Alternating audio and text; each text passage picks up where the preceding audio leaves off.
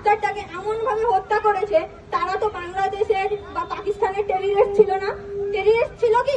পাকিস্তানের একটা যদি টেররিস্ট এই ভারতবর্ষে ঢুকে যায় তাহলে তাকে কিভাবে শাস্তি দেওয়া হয়? আমরা শুধু তাদের শাস্তি দাবি করছি যে 2 মিনিটের জন্য ফাঁসিতে চড়িয়ে দেন বা কিছু সেরকম না।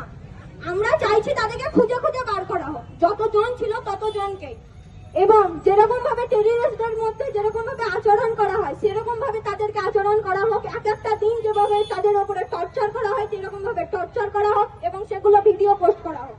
পুরো ওয়ার্ল্ডের লোকে দেখুন যে কিরকম ভাবে একটা মেয়েকে ধর্ষণ করার জন্য কিভাবে টর্চার করা হচ্ছে।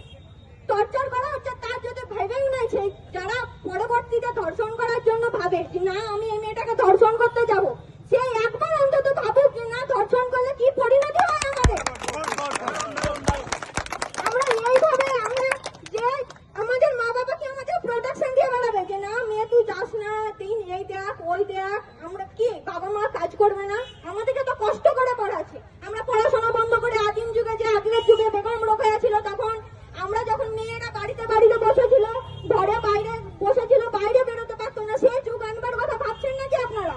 আজ হয়তো ওই আর্জিকর মেডিকেল স্টুডেন্ট মারা গেছে ঠিকই, কিন্তু কদিন আগে একটা ঘটনা ঘটেছে বহরমপুরে। একটা মেয়েকে চাকরি দেওয়ার বাহানায় নিয়ে গিয়ে তাকে সারা রাত তার উপরে টর্চার করে কোমরের হাড় ভেঙে দিয়েছে এবং মুর্শিদাবাদ মেডিকেল কলেজে এখন ভর্তি আছে। আর মাসে 2টা এই মেডিকেল ধর্ষণ কাজ হয়ে গেল, মাসে 2টো। তারপরে কি হবে? 15 দিনে হবে 15টা ধর্ষণ। তারপরে কি হবে? প্রতিটা মাসে দিনে দিনে একটা করে ধর্ষণ হচ্ছে।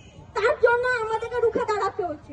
আমরা চাই যে এখন একটা ধর্ষণও যেমন না হোক, আর আমরা এমন ভাবে বের হই যেরকম ছেলেরা প্রোটেকশন নিয়ে বের হচ্ছে, মেয়েরাও প্রোটেকশন নিয়ে বেরোতে হবে। এবং আমরা চাই যে আমরা এমন ভাবে বের হই যাতে আর যেমন ধর্ষণ না হয়।